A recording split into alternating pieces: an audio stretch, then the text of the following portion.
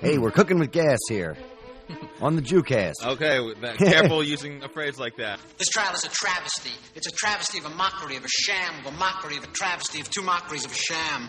Tradition! Oh, shut up, Carl! Shut your goddamn Jew mouth! You people are why there's war in the Middle East! Gekakken auf ein Jahr. Neppes. Verpupupu. Vermischt. Verkackt. Vertutzt. Verstunken. Farted. Exactly. You're what Granny Hall would call a real Jew. Oh, yeah. Here we go again. It is American Jew Podcast coming at you. My name is Jordon Ferber. I'm Jonathan Randall, and welcome to episode 111. Can you believe it? It's amazing. I think it's just about a year since we started doing these virtually with each other. Okay, yeah, I guess maybe a little bit more than a year, but yeah, we got the 111 going. Yeah. So make a wish, everybody. Our wish is that you're subscribed to our Patreon on this day. We have extended interviews with all of our guests, and there's great content up there. So when you're done listening to this episode, get yourself over to our Patreon. Definitely want to check that out. Yeah. How's Jordan got vaccinated this week? I got my second vax shot, everybody. I'm ready to start tongue kissing all my groceries now. Okay, and hopefully not blood clotting. Well, I didn't get the J&J. I got Pfizer, which ironic. I got the Pfizer shot. This is the first thing they've ever made where you get a hard-on before you take it. Hey-o. So yesterday I felt like I had like this really Jewy moment, or I was torn because of my Judaism, actually. Uh-oh. It was a very lovely day in New York yesterday. I was at a garden, the Elizabeth Street garden in my neighborhood, a beautiful garden, just reading. And I looked out on the floor, and I noticed a dime. There's a dime on the floor. So I'm like, do I pick up this dime? I start thinking in my head, all the times I was a dime short for something. All the times I had to break $1 or break a $20 bill just because I needed a dime. And I'm like, I'm not going to pick up this dime, though. I felt like because I'm Jewish, and I felt like, I don't know, by picking it up, I'm like really leaning into the whole Jewish miserly cheap thing. And I'm like, I'm not going to pick up the dime. But I was staring down this dime, and then know what happens? I noticed not far from the dime, there's a quarter. So now I'm like, wow, now it's a quarter I've definitely needed before. I started thinking about being short in laundry for a quarter. Thought it back in the day when payphones were a thing and being desperate for a quarter, playing video games, needing a quarter, a soda, everything was running through my head. I'm like, now we're talking 35 cents. Yeah. I'm like, 35 cents, I feel like I got to pick it up. And then there are people like around me. I'm like, are people going to be like, oh, this fucking Jew? I'm like, but they don't know. Anyways, I picked up the 35 cents. I donated it to the garden. I'll tell you this. I don't want to bring the show down too much when I mention this, but, you know, we have talked about it in the past that my brother had passed many years ago. My mother is convinced that my brother leaves dimes for her. So when my mother sees a dime on the ground, she's convinced that my brother has left it for her, which tears me up a little bit as well, because I'm always like, I don't know if I believe in that shit. But now when I pick up dimes on the ground, when I see them, I pick them up also. Like, I'm picking up dimes now. And every time I do, I also kind of fear there's somebody watching me like, told you he was Jewish. Right? I mean, I don't know. It was crazy to me that I saw the quarter, but I don't know. I hope Russell starts leaving $100 bills around for you guys. I found a $10 bill in my elevator last week, so go figure. All right. Well, hopefully it was on the way up and not the way down. It was on the way up. Well, that's good.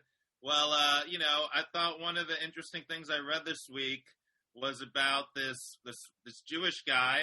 I don't know if he's a rabbi. He's kind of a rabbi, but he's starting this whole psychedelic Jewish summit to put together Judaism and psychedelics, mushrooms.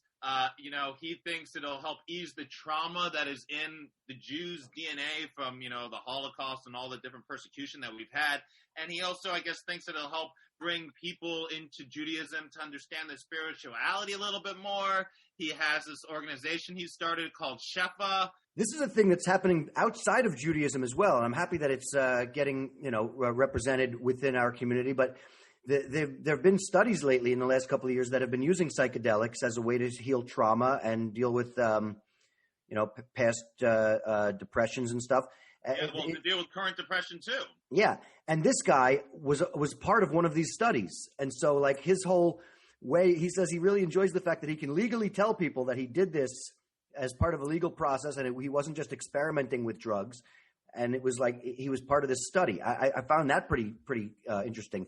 But I personally, I think that psychedelic mushrooms and other the ayahuasca and all these right. I mean, mushrooms are now legal for municipal purposes, I think, in Oregon, and it's being open to be around the world. They say it is good for depression. People microdose for depression.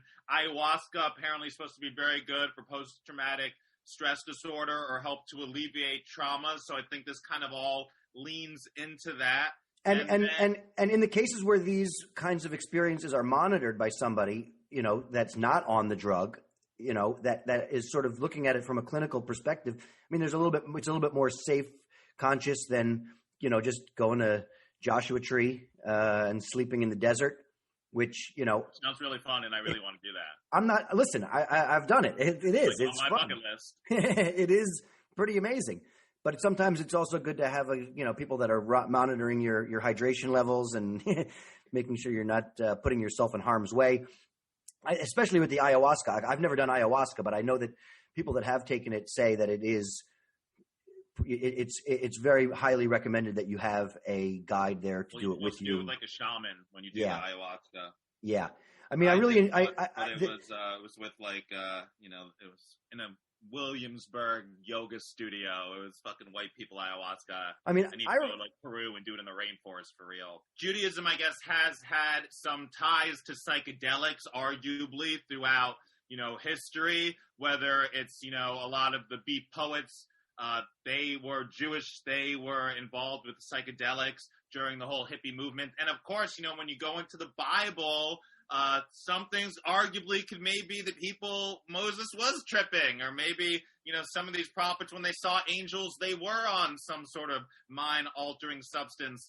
I've argued for years that, it's hard to argue against the fact that marijuana should be legal because it's one of the burning bush is pretty close to smoking marijuana. I don't know how much more of a metaphor you need than a burning bush. Right. I mean, we mentioned on the podcast before that they had found marijuana being burnt at the temples. So whether it was used for like incense or people were smoking it, not sure.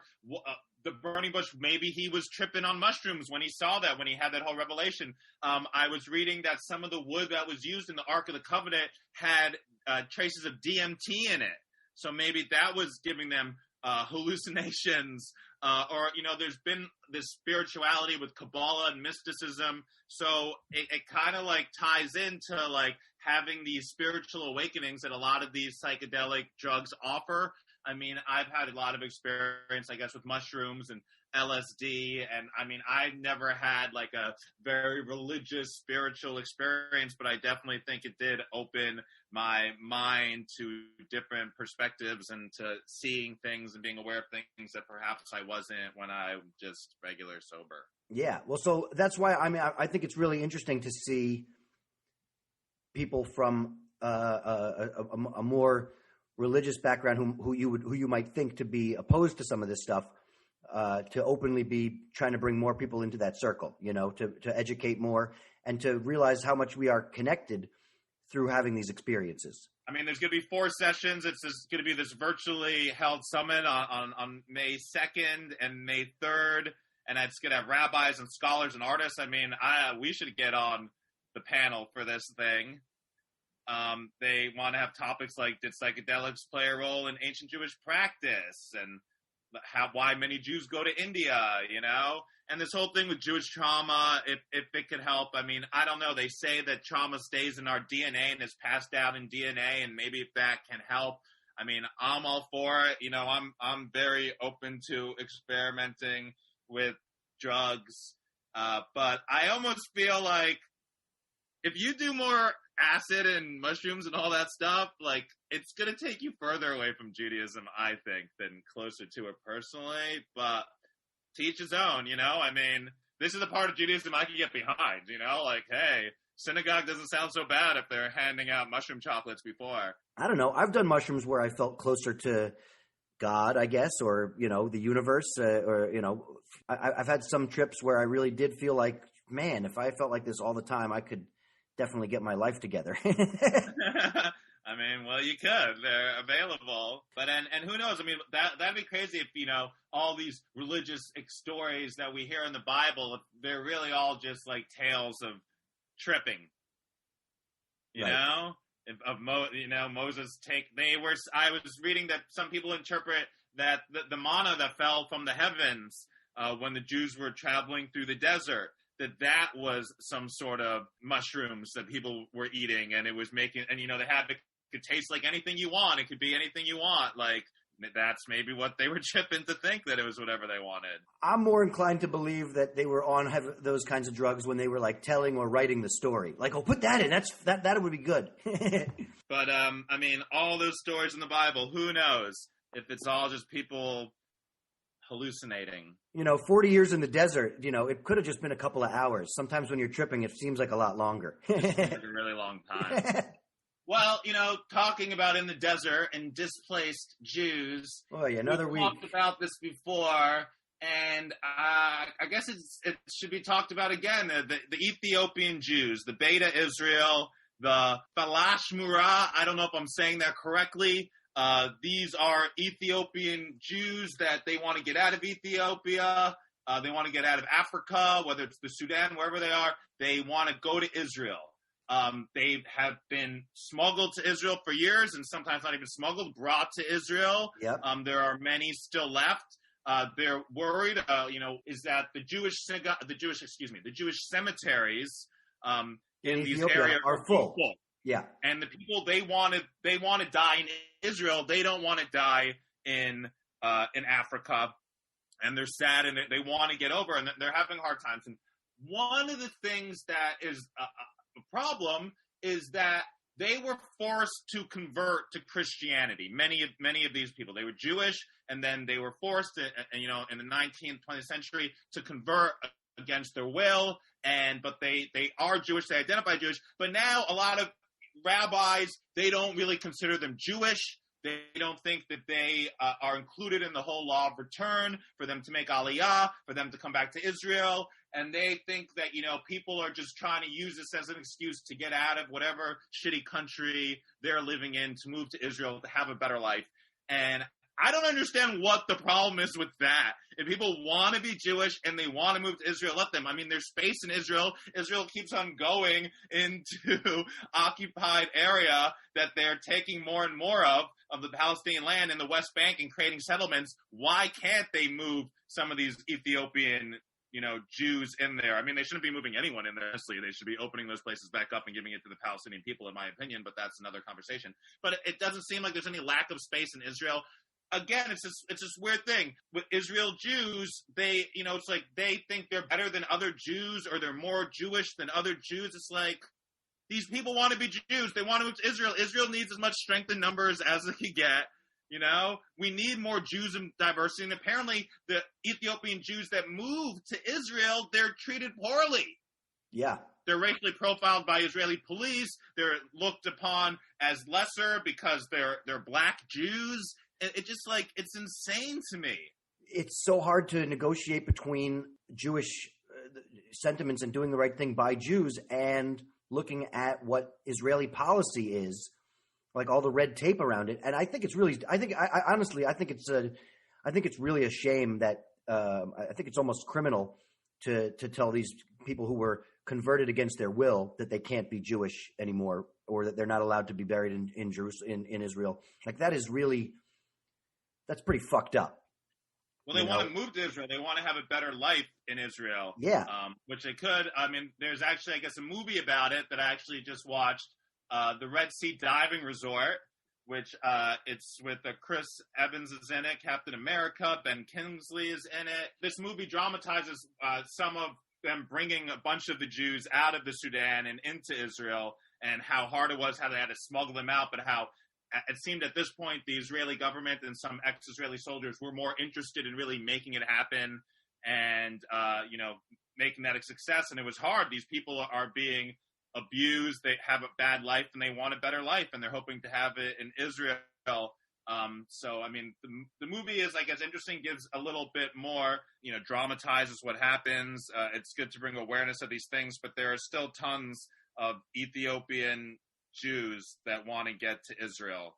And it's crazy. Israel isn't making more of an effort to get them. Definitely there seems to be, this snobbiness about who's Jewish, who's Jewish enough. Like, if your Judaism's good, Operation Solomon, some of these other operations that were portrayed in this movie, the Red Sea Diving Resort, they didn't force the Ethiopians that came to be converted again.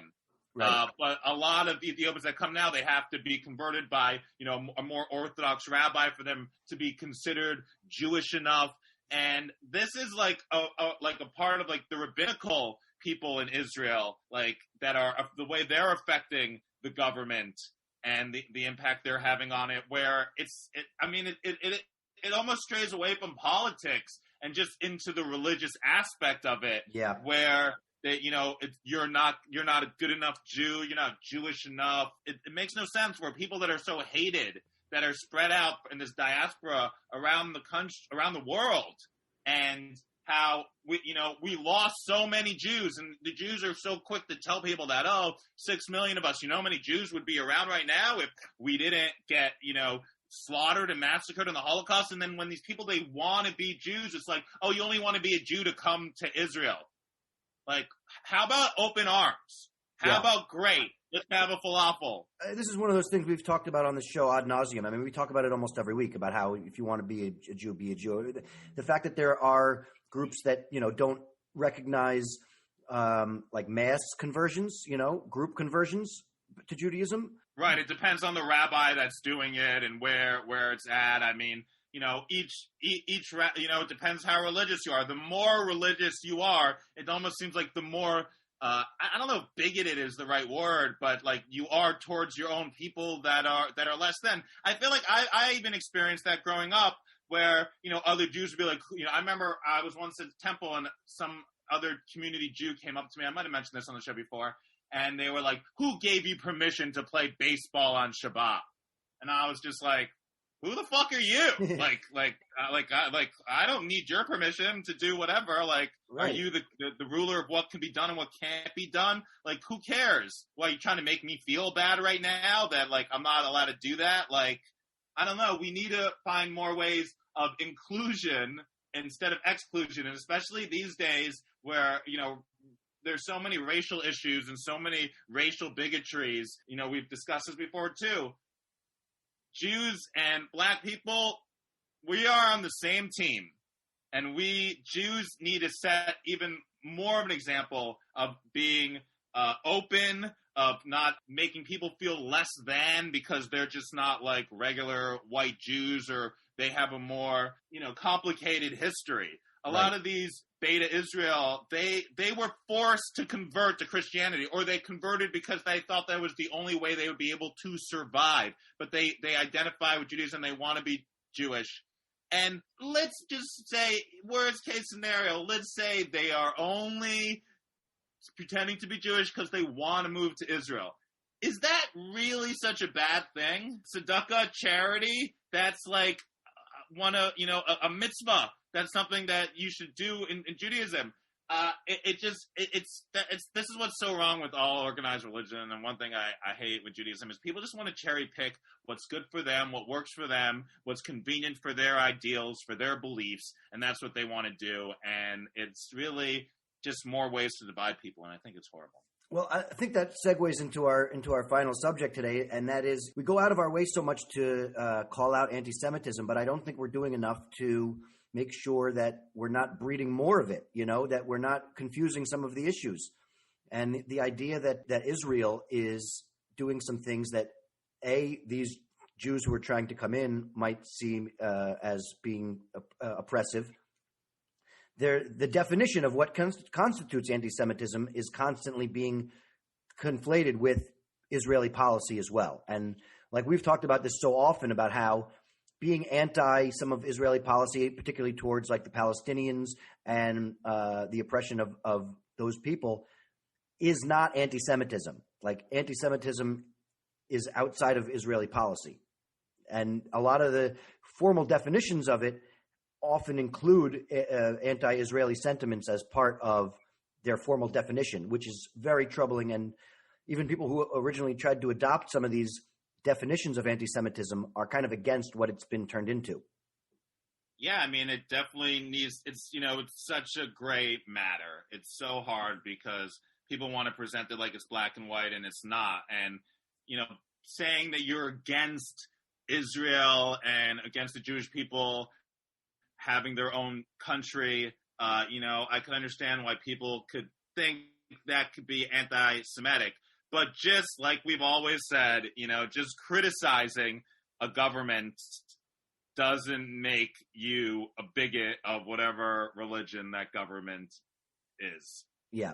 This organization, the Holocaust Remembrance Alliance, has what they call a working definition of anti-Semitism that they're still, I guess, amending. I'm not really sure, but it's like it's problematic because one of their definitions of anti-Semitism is criticism of Israeli policy, basically. Right. And that's definitely, got to change, and it is changing, and people are becoming definitely more aware that there is a difference between being in disagreement with Israel and hating all Jewish people. Yep. We have one of my favorite Jewish people, one of my good friends is coming on the show, David Mizne. I've known him since I was a wee child, and, he is an interesting perspective on Judaism. He is a father. He has some experience with some psychedelics. I think he could tell us a little bit about what he thinks with its connection to Judaism, and I'm glad to have him on the show. Hello. How are you? Shalom, I should say. I'm doing well. How you doing? Good to see you. It's good. Where are you now, David? I'm in Ellijay, Georgia, which is a very Goyish part of the world. It's a little unnerving. Is it unnerving? Well, we drove to get here from where I live in North Carolina. We drove through the movie Deliverance. Okay. Oh, okay. Yeah. I thought I could hear some banjo in the background. It was a little bit, we did not stop. We kept going. And yeah. Thankfully. My wife's you got not to Jewish. Georgia just in time for them to suppress your voting rights. Here we're a little bit hidden. I don't know. You can't read. We're kind of nestled in the woods, so away from all the hustle and bustle of the madness. Right. Well, we're living in an age where you can create madness wherever you are. And should. Yeah. I also wanted to wish you guys a happy 19th day of the Omer. I don't know if you're Omer counting. Yeah. Yeah, thanks. I'm not counting at all. Have you been counting, David, or is this you just figured that out right before we began recording? Well, yeah. So I wanted to Google some Jewy things in case my mom listens to this. So it's the 19th day, which is the 2 weeks and 5 days. That's how you do it when you pray. You say it's like lawyers wrote it, right? Millennia ago. It's not. It's the 19th day. It's 2 weeks and 5 days. So there's no confusion. Yeah. So David, we haven't met, but I wonder. So you and Jonathan grew up together? We did. So you were raised sort of more modern Orthodox as well? I was. Well, my family, like my dad found religion and he got in from like Lubavitch. So we were like Hasidic, but not really. Like I didn't have the payas, which is the curly cues for you guys listening around the hair. And I didn't no black hats. So it was like somewhere in between. Okay. Yeah. And you kept kosher? Were you very religious? I always got the vibe that you weren't super like kosher, very strict with kashrus or like Shabbat. Well, so Jonathan and I were like friends when we were 5, and then we didn't see each other until high school. So you missed kind of like my religious phase, because by high school you're like, fuck this, let's go to Taco Bell. It's Friday night. Which we did. I remember we once got a receipt and the amount was $6.66, and we freaked out. We're like, shit, this is the one. We're going to go to hell for this Taco Bell excursion on Shabbos. But yeah, we were, we grew up together. We went. 613. It was crazy. It was a miracle, not crazy. It's a miracle. Okay. So we grew up together, which is great because you guys have pretty stringent, rules to get on the show. Either you needed an affidavit from my moil or a picture of my circumcision scar or both. But Jonathan's like, no, I can vouch for him. So. No, we've had some non-Jews on here that knew more about Judaism than we did. Right. I mean, did that scare you? Because sometimes you learn, like, how to infiltrate kind of thing. Or why was it that they knew about us? Well, I mean, our friend Dante, he grew up in Crown Heights, and he knows a little bit about everything. He does a deep dive on every topic that he wants to immerse himself in. So he was a nice learned outsider to have on the show. I have a Crown Heights story. Can I tell my Crown Heights? Please. So when you're Lubavitch-ish, you go see the Rebbe. This is like the thing, right? And so like when I was 770, and so I turned 10, and it's my first time going to New York. It's freezing cold. We went to see the Rebbe, and I went to a farbrengen, which means like to bring from afar, and it was crazy. Like it was religious zealotry. Like people were jumping on each other's heads. We were packed in like sardines.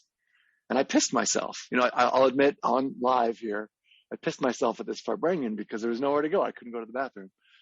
And I got to see the Rebbe, though. I got my dollar from the Rebbe. He hands out dollar, which is a thing. Like he doesn't. I'm like, do you know about the trope about Jews and money? Like of all the things to give out, why would you give out dollars? I remember I went to the Rebbe when I was younger too, and he gave me $2. Oh. What? I know. And then, I guess you're supposed to save them. I feel like I spent them. And then I went and played some video games. Well, you're supposed to give. It was the most holiest Street Fighter I ever played in my life. When I said get over here, it was like I was turning the guy to Judaism. I know, I just mixed up Street Fighter and Mortal Kombat, but whatever. What are you kidding? Which one was that? Street Fighter. Okay. Hadouken. That was it. See, I can't say, how am I going to get in trouble for that? Like, that's actually probably a word in whatever language that is. You're supposed to give $1 to tzedakah, and then you give that dollar away, and you keep that one, and you give another $1 to tzedakah. It's supposed to encourage charity. Sure did. All right. Okay. Yeah. So do you still have the dollar? No, I don't know what happened to it. I think like in college I bought weed with it or something. Nice. But So I felt like, growing up, we were always kind of like on the same page. We were, I guess, rebellious youths.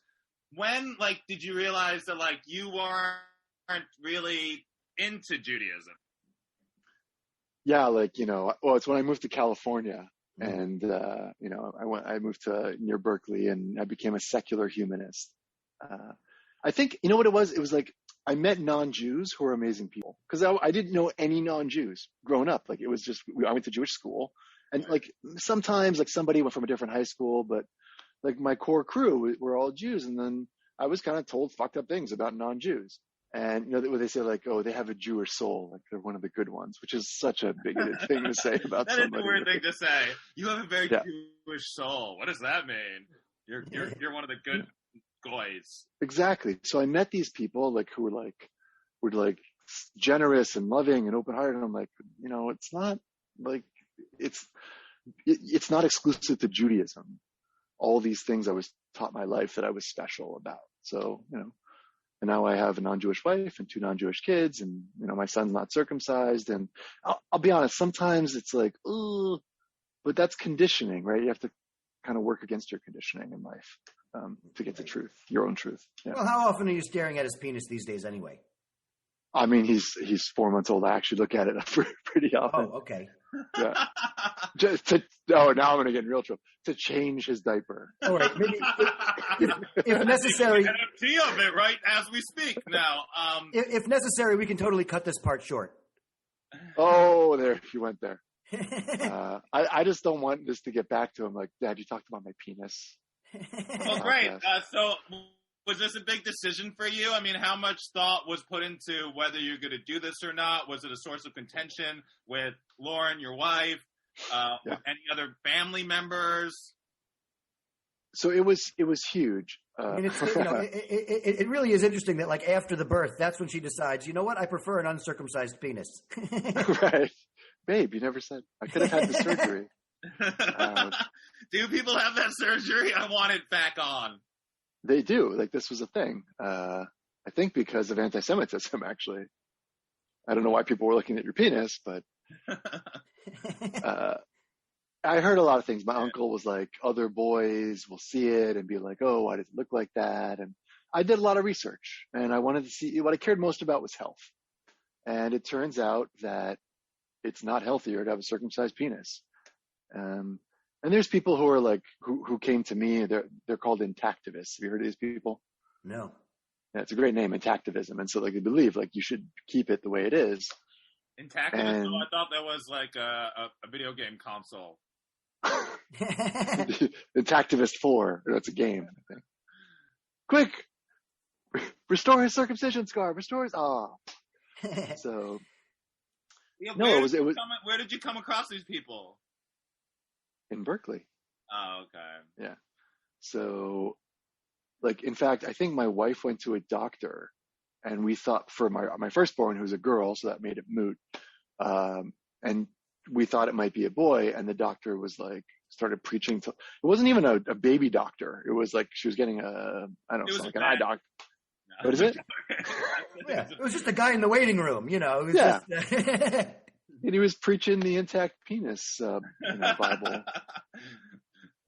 It was in a college band called Intact Penis. It's a great name. And then one of the members leaves, and then what do you call it? Our new name is Circumcision. I thought I saw a porn magazine called Uncut Hunks when I was in high school. Or so. I was like, oh, so he has a future. I'm like going to limit him and get in there. I wrestled back and forth. I just felt weird when I thought about it to do that to a baby and cut them like that. I have a disorder with my penis. Again, I'm talking probably too personally. It's too big. And they don't know in a third of men how it forms. And it's actually a cluster of scar tissue within the penis, within the urethra. And I wonder if it comes from circumcision scars. I have no way to prove it, but the mind body is a very strong thing. Right. So for me personally, that was kind of the straw that broke the camel's cock. And I was like, okay, I'm not going to do it. So would you say, are you like part of like an anti-circumcision now, like movement? Are you like expressing these feelings to other people? Or are you just like, it's just my kid's dick, I don't care about other people's dicks? I think it's personal, and I had people in my life who came to me, like my sister was like, oh, you have to do it, da-da-da. I'm like, leave me alone. It's not really your business, Right. And I don't think it's my business either. You can get bagels and lox without us having a breast. Exactly. Yeah, but it's free. It sure would cost your kids something, I'll tell you that much. Yeah, it just bothered me to think about it. And I don't think that it doesn't bother me enough that I think it's my business to tell other people what to do with their children. You try that. You try that when you see somebody take off their slipper and spank a kid at Walmart. Sir, could you please? I mean, we've had a guy on the show who talked about the fact that there's been studies that say that circumcision cuts off like a significant number of nerve endings, and so that sex is actually more pleasurable with a foreskin. So I mean, reminds me of that Seinfeld episode where Kramer can't lose his sense of smell, and he's like trying to eat the Mackinac peach. He's like, I got nothing, Jerry, nothing. Right. I got nothing. I can't feel this. You can't feel this sweet vagina. I know, that's what I tell girls when I can't get it up. It was my circumcision. It's a circumcision, fucking Judaism. No. So, my penis is past its extended warranty. Do you plan on, like, how much of Judaism do you plan on bringing into your children's lives? Ritualistically, I think it's important. So we did the Seder, and my daughter loves the story of Egypt. We tell it over breakfast. We ate matzah and cream cheese, explain the whole matzah thing. Her grandfather bakes, and we wait for the dough to rise. She actually had a good visual. Like, see, this is matzah, not risen. We did Hanukkah, the fun stuff, because she's going to get Christmas, and I want her to have a balance. Mm-hmm. Yeah. What do you mean by balance? like in terms of the culturally and also like what my family did. Like, my wife loves, her ancestry did Christmas, like a big deal for them. And I grew up doing Passover and Hanukkah. I took her to the Kotel. Oh, you did? Yeah, before she was 2, we went to visit my grandmother in Israel. And so she's been to Israel, which is not bad for a non-Jewish kid, Well, there goes her attempt at birthright. Oh, shit. Well, she can't anyway because she's not Jewish. We'll convert her right before, because I'm not spending $4,000 on a trip. People have gone on it whose mothers aren't Jewish. Right. Plenty of my wife asked me, by the way, if she wanted me to convert, and I said, "Want you to convert?" No. If she should convert, she'd be happy to convert. And I said, no, not unless like Jehovah comes to you in a dream and coaxes you over. I don't want, like.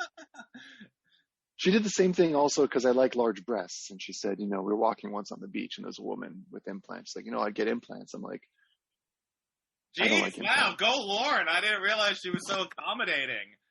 No, she, today I don't think that's the case anymore. I think like earlier. 2 kids later, she's like, fuck you. This is the way I am. Right. And I wouldn't want that anyway. I don't want, I love her the way she is.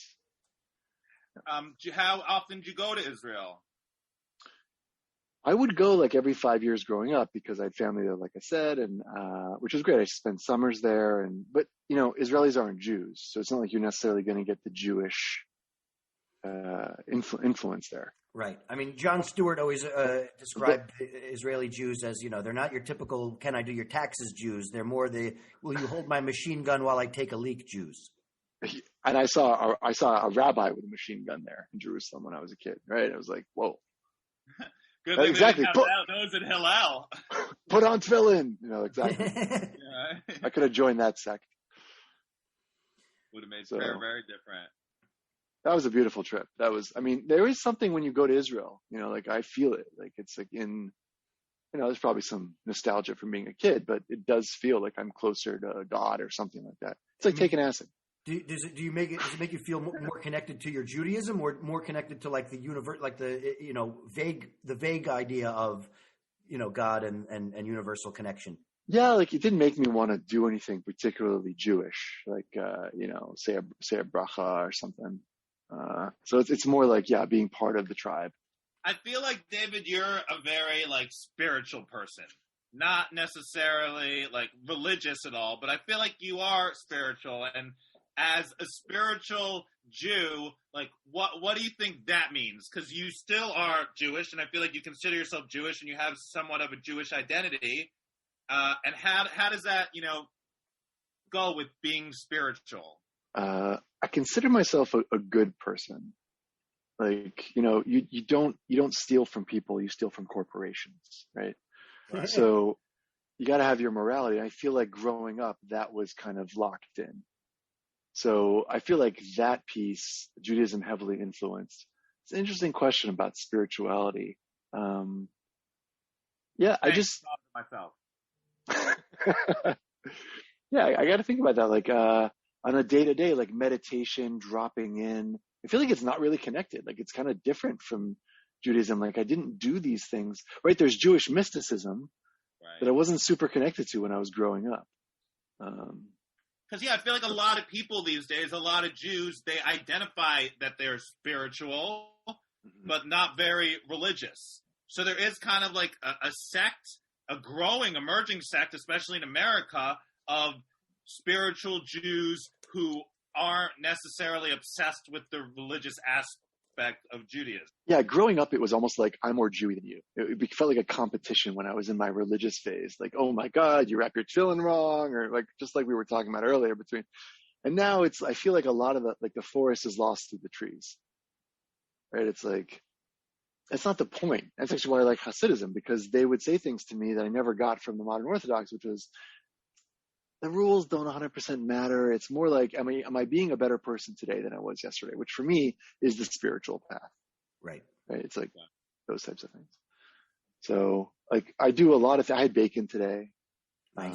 It's delicious. It was so good. It was also like really fatty bacon. It was like really pork. Like you can make the thinner bacon. I don't know any rabbis that would say that's okay, but I feel like it's closer. Right? It's okay, Rabbi. It was very thin. It was on sale also. Oh, okay. Do you remember like a time, a moment when you were like, you joked before about us going to Taco Bell and, we would go to Denny's and all the, non-kosher restaurants.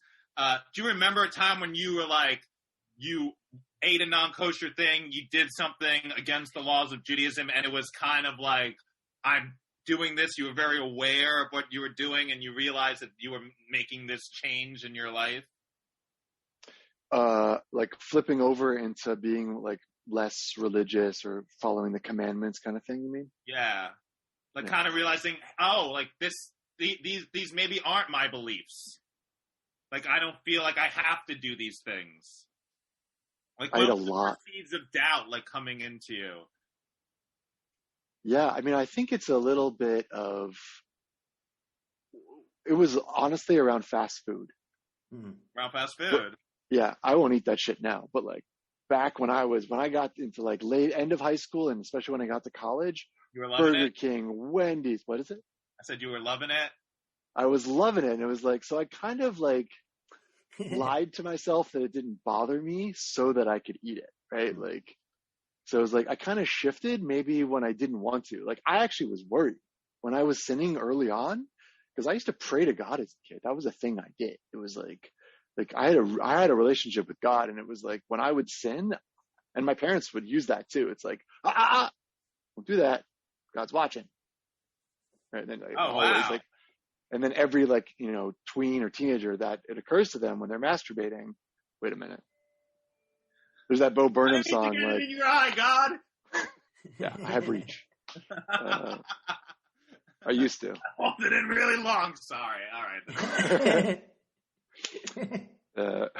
No, like it bothered me. And like now, like where I say, like where I have a direct relationship with the divine, like I don't believe that I'm sinning. Like a good friend of mine said, hell is dying and meeting the person you could have been. Right? There isn't this grand thing that everybody's measured against. There's the thing that each one of us is measured against, and that's the truth in us. That's something that psychedelics showed me. It's like, you can't lie. When your ego is dying, all your lies, right? Like, we lie to ourselves as people, which is the stupidest thing I've ever heard. Like, of all the people you're going to lie to, you lie to yourself. Yeah. And we do it all day long, invisibly most of the time. But when you're in these experiences, life and death, right? Why do people have these life-changing things? Because it's like, I'm going to die. All your bullshit comes to the surface. And then you see, like, what is for me? Who am I supposed to be? And that you're not going to find that in any book. You're only going to you might find wisdom in the book to help you get there, or to help you, once you discover it, to get to the next phase. But everything else is inside you. God is inside you. The Atman and the Brahman. God exists inside us as us, which I stole from Julia Roberts. I stole it from, what's her name? Elizabeth Gilbert from Eat, Pray, Love, or she's the actress who played her. But it's true. I love that. God exists inside us as us. Right. I mean, that is definitely a nicer way of looking at it, I think. Looking within instead of looking without. But, you mentioned that you prayed when you were younger and you had a relationship with God, and of course you're very spiritual now. Like, what's the difference in this, vision, this feeling of a greater being, from the God that you prayed to when you were a kid to the spirituality that you've reached now through, all that you've learned and discovered? Yeah, thanks for that question. I mean, for me, it's a matter of, I love this. I wish I could give credit, but he called it, this is some guru, this life process. Life is a moving river. It is all happening. And we are in that. And when we resist it, that's the fear. That's the ego. That's the falsehood. That's the separate self. When we flow with it, that's God. And in the spiritual practice, it's learning to how to just be with the present moment, to notice what's happening around us so that we can move in the river, so to speak, and like move around obstacles and just trust and flow with it. Because it's not like it's some entity out there who's judging me, right? Like, here's the thing I heard, which I'll probably get in trouble for sharing. It's like, if you listen to rap music, that's not a sin. That's not like a bad thing. But because of the nature of what most rap music, of what it talks about, the low energy of sex or guns or violence or drugs, like I guess I call it gangster rap music, you just cannot, your consciousness cannot rise up in that context. So you can listen to whatever music you want, you can enjoy whatever, but it's hard for spirituality to rise in there. It's all like mathematical. It's not like anybody's judging you or sinning. It's just a matter of fluidity. But also be careful about singing some of that out loud also, because you could be judged. What, rap? Saying certain words. Like the N-word? Correct. Is where I was going with that. Yes, yeah. I mean, can we change the subject? Yeah. It's hot in here. I think that's the piece like that, right? Because when we're dropped in, most of what I feel from people in terms of judgment and all this, like what I got from this Christian people preaching, it's all projections. All the shit we don't want to handle in ourselves, and we project it onto other people. We do terrible things to other people. That inward journey, that if everybody could take that, you wouldn't have the N-word problem, right? People wouldn't say and do disgusting things to people because of the color of their skin. I mean, I'd hope for that. That's what I want. I mean, that's what's very sad. And I think one of the truths about some religions that divide people and, create more bigotries than bring people together. But, David, I always consider you one of my most evolved friends. I always felt that about you, whether it's spiritual, whether it's just with your intelligence, your openness, your way that you see the world. And with that in mind, I was just curious, what aspect of Judaism would you want to share with other people and express with other people because you think that it still has, the beauty that's greater than just this religion? I mean, I think there are lots of aspects to it. Judaism is a religion that's very connected to the light. You light you light candles to consecrate all these different days, including every week. You do the Sabbath, Passover, and I think that's just a beautiful tradition. It's why I really like Hanukkah, because that to me is God is light. Mm-hmm. And so I think all the ways, if something's troubling you, light a fire, write it down, burn it, get it out of your life. If you want to do something special and connect with yourself, light a candle before you meditate. I love the aspects of Judaism, which are ritual and to create a separation from one thing to the other, right? I feel like we just, especially with technology today, because we could just humming along, look at our phone and do this, and creating these sacred moments of separating for the things that we can do for ourselves, our family, our friends, that's big. And I feel like lighting a candle is a big way to make that. In fact, I lit a candle for my father who passed away because we do Yortzeit. You respect them. Right. And that felt really good. It felt that's another beautiful one. Lighting a candle to remember somebody is such a beautiful practice. I agree. David, let's ask you some questions. We ask all our guests, what's your favorite Jewish holiday? Yom Kippur, which most people probably don't say, right? We've had one or two people say it before. Why do you like it the best? I think it's funny. I watch Jews and then the next day they're at Pizza Hut, and it's okay. just amusing. Our relationship to sin, right? It comes full throttle. Yeah. What's your favorite Jewish food? Oh, what's my favorite? This is a tough one because I like a lot of Jewish food, and I really like kreplach. Okay. You know kreplach? Yeah, sure. I haven't had a kreplach in a while though. Yeah, it's like a dumpling with meat in it. Yeah. I'm in the South now. Can't find good kreplach there though. It's hard to try. They don't have good at the Cracker Barrel. Hi, I'll have you kreplach. We got trouble here at table 23. They're stealing the game. Do you have a favorite Jew historical, biblical, entertainment, someone in your life, anybody. Favorite Jew? Wow, that's... Damn it. I wish I was prepared for this one. People probably say Jesus. Ha, ha, ha. Can we come back to that one? That's the last one. This is the last question. This is where so we no. Okay. It's a tough one for a lot of people because, it's a question of sometimes like, are your favorite people even Jewish? And then you have to think like, oh, I wonder if that person is even Jewish, but I mean, if depending on how religious you are, how connected you are, like, I think there are definitely Jews out there who are like, you mentioned names like, did you know that they were Jewish? There's like, we're all keeping like a score pretty much of like who's Jewish and contributed good to the world. You have a great Jewish accent, by the way. I gotta say, you're you got the New York Jew down. Could you believe I am a Jew and I grew up in the New York City Jewish area? Hello. Amazing. Sorry if I'm butchering. Who's one of my favorites? Is Oprah Jewish? Yeah. I don't know. My friend Garrison. He's Jewish. Okay. He's a really good guy. Very evolved human being. Yeah. All right. You guys don't know him. I can't say his last name, but it's a Jewish last name. You'd know him. Trust me, he's Jewish. David, what was your bar mitzvah like? Oh, man. My bar mitzvah was...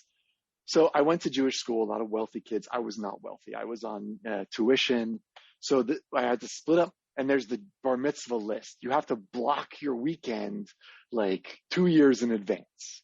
And so my bar mitzvah my Torah portion was in April, but the party I couldn't book till October because all the good dates were taken. So it's silly. So the bar mitzvah itself was nice. I was in shul. But the gabbai passed out because I went to the shul in Hollandale, which is like all octogenarians. And my grandfather's watching the gabbai kind of slur up, and he's like, this guy's about to lose it. And boom, hits the floor. I'm like, oh my God. This bar mitzvah turned into a funeral fast. The rabbi got very verklempt. We got him some air, got him some Am I singing the Torah that bad? I was so good at my bar mitzvah, the rabbi plotzed right there. That's how good. You've never heard trup like mine. So, and then the party was kind of like, it wasn't as fancy as other kids. And I was so upset, I was so nervous, like I was going to be judged by friends because like, the gifts, and I didn't have a theme, like Enchantment Under the Sea. Enchantment Under the Sea. But he did sing Johnny Be Good. Yeah. It's a Back to the Future reference. Yes, I get it. Yeah, right. Okay. But the bar mitzvah ended up being very nice, and I had a cummerbund, and I was a foot taller than all the other kids. So when I look at the video, it's clear who the man is. I'm such a mensch, It's like, he's ready. He's ready. Take the trials. Wouldn't that be great if Jews had to do that instead of just like, going up and reading? You had to fight a boar. Not a boar, a calf. Not a calf either. Oi. something kosher. Right. Like a filter fish. You had to wrestle one out of the ocean. A kangaroo, you fight a kangaroo. They chew their cud. David, is there anything you want to plug? My ass. What would I want to plug? Hey-o! I do. Yes, I have a YouTube page for my puppet, Little Ginger. You can look him up. Does a lot of cool, funny stuff, interviews. That's about it. Yeah, he's blue. He's got red hair. Sounds like me and Stewie from Family Guy. Nice. Well, check out Little Ginger. And David, thanks for coming on the show. I love you to pleasure. death. I'm so happy to have you in my life and as a friend. Thank you for your friendship. Likewise, brother. Yeah, love you too. Yes. And I love you. Is it Joel? Jordan. I love you, Jordan. Yes. Thank you for having me. I love you too, Daniel, I believe. Thanks, David. Thanks for coming on the show. It's a great time. Shalom. Shalom. Thanks to my good dear friend David Mizne for coming on the show. Check out Little Ginger. He's hilarious. It's nice to find that there was somebody that you grew up with that might have been a worse influence than you on the other Jews in the neighborhood. Right? I know, but I still think I was the worst influence. He was allowed back in high school. I wasn't. I love it now. It's like, I'm like bragging about it. I was the worst Jewish kid in all of South Florida. Well, it was nice to have some competition to that title on the show today. Definitely. If you're not subscribing to our Patreon, you should get on that. If you want to email us something, AmericanJewPodcast@gmail.com or American Jew Podcast on social media. Of course, you could follow me on all social media at Jonathan Randall. You can follow me on Instagram at BeatnikNudnik. You can follow my other podcast across all social media at Where's the Grief. Thank you guys for listening. This was a fun one. Oh boy, we'll be here next week.